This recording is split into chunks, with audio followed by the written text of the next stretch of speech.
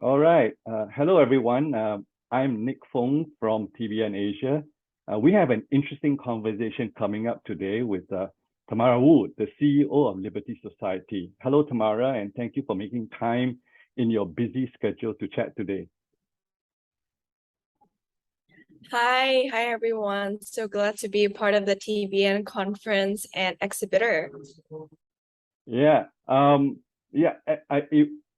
I know this. We're doing this virtually, so just now there was a little bit of a lag, but we will. I just want to say this so that if this video makes it, that people understand that there was a little bit of lag. It was nothing is wrong with their machine. But just let me hand the time over to you. Perhaps you can start by introducing yourself and your organization, and it will give us an insight into Liberty Society's mission and purpose. Yeah, over to you, Tamara. Thank you. So I'm the co-founder and CEO of Liberty Society. We are a social enterprise that manufactures, sells, and distributes socially and eco-friendly, impactful goods and gifts. So we have our House of Freedom, where we train and employ refugee women and refugee communities. We train them, tailoring a little bit of entrepreneurship, give them a little bit of mental health support for them to have a thriving lives and at least have a second chance in their life to provide for their children.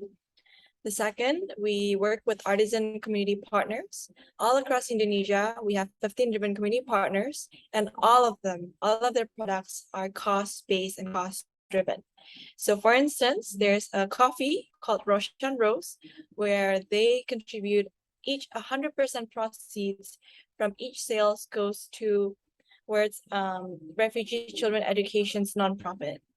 So we try to solve the companies or brands problem in trying to find more socially responsible hampers or merchandises. We make it easy for them to do so, to procure more responsibly. It's interesting that there's kind of like two kind of pillars or two prongs. One is with the refugee women, refugee community, and then the other part, which is artisan products. I read on your website that the Liberty Society, they said, was founded with the aim of abolishing injustice. Maybe I was going to ask you, can you talk a little bit about what was the injustice with kind of like what you saw and why you started what you wanted to do? Yeah. Great question. Absolutely. We see that injustices is found for those people who, for my case, from Afghanistan, who don't have the rights to education nor work. So these women, they are not allowed the rights to go to school and get a better life. They are usually just forced to be at home, even though they have their own dreams and wishes. So the injustice comes because they can't achieve their dreams. That becomes the core of our mission. How do we restore purpose and dignity back for women who are willing to make a difference in life and be productive members of society, but not having the resources nor the connections to do so? With that, we provide the resources, community of support, upskilling opportunities, and most importantly, access to a market for these women to be able to thrive, to earn an income that they can be proud of, because they're not getting handouts, but they're actually doing hand-ups. Yeah. They're earning for themselves and earning. Oh, sorry, you got muted, but you're saying earning for themselves and earning for their families. Is that how you ended? Yeah. Yes. Right. So are the centers, do you have centers, or do you go into their communities to kind of do the work you do? Sorry, can you say that again? Do you have centers? So do they come to your centers, or do you actually set up centers in their communities, and that's where they do their trainings and all that nearby to where they live or whatsoever? Yeah. They walk to our center. So our center is strategically placed and built upon the community's need. It is in Serpong, and we call it our House of Freedom because it represents our mission to want them to feel this is a home that they can be a part of. We see them bringing in their children to come to work while the children play. And even our teenage girls who come in to train, they even come in with their school books and they can use the center as a safe space to learn, to laugh, to basically create something in life, mirroring our creator. Wow, that's awesome. And I think, I mean, I really like that. So there's even an element of like, trying to help families thrive. It's not just about the work, but giving space for families to be together, even during the working hours, from what I'm hearing. Yes, thank you. Yeah. Okay. Well, coming back to this, you're working with these women, right? What surprised you about them? I mean, anything jumped out from any stories from them, or anything jumped out about them? I think firstly, we're in the business of educating our consumers and corporates partner to not stereotype certain people group. It's definitely rare for people to hear, "Oh, we work with refugees," but also it becomes such a great story to tell, to understand the reality of who they are, that they're not just refugees, that they are mothers, their families, their siblings, their daughters, right, or sons. We're all at the end of the day are humans looking to be productive and have meaning in this life through our work. So we see that, I think the way we want to do business, it's not that, it's because they are a marginalized people group. This is a charity cause, but we pride ourselves on creating really, really good product with high quality product standard for consumers. So it's not just that, oh, I'm helping these people, but it's mutual benefiting for the community and for everyone in the supply chain and stakeholders. Yeah, wow, that's really good to know. And I think, I mean, from what I read, again, the social enterprise is about 3 years old now. I mean, or 2019 kind of, so it's going into a fourth year.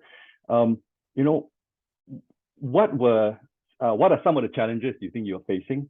Or if there are, what's next, or what's on the horizon for you?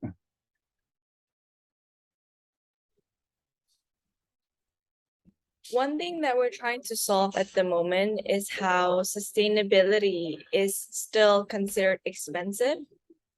We try to have the economy of scale concept and model through our goods, through our eco-friendly fabrics that we procure, or through upcycling process, because in our House of Freedom, we also recycle dead stock fabrics or waste from plastics. I think we're trying to figure out a way if we can really just secure a lot more demand from the market and educating our consumers about sustainability so that it trickles down, that the more the mature the market is, the more that sustainability costs can be offsetted and reduced.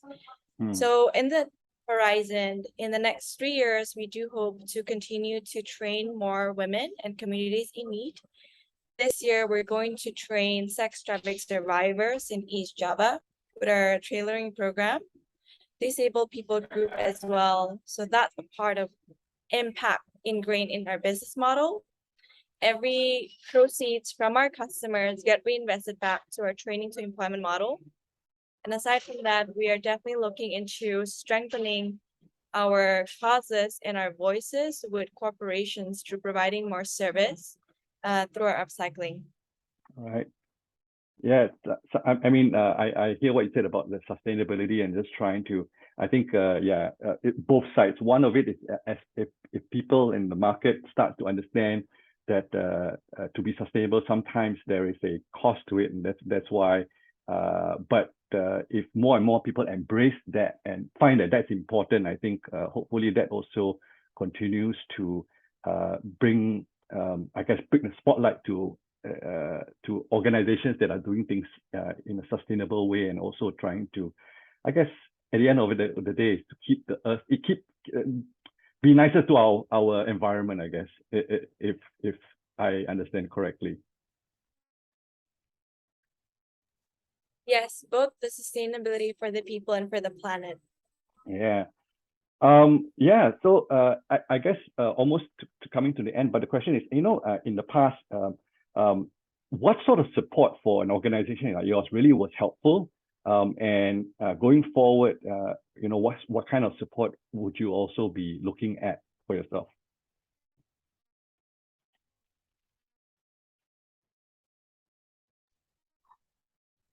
As a social enterprise and a young one, I would say mentorship, not just a one touch or high touch, sorry, but not a low touch type of mentorship, is very crucial.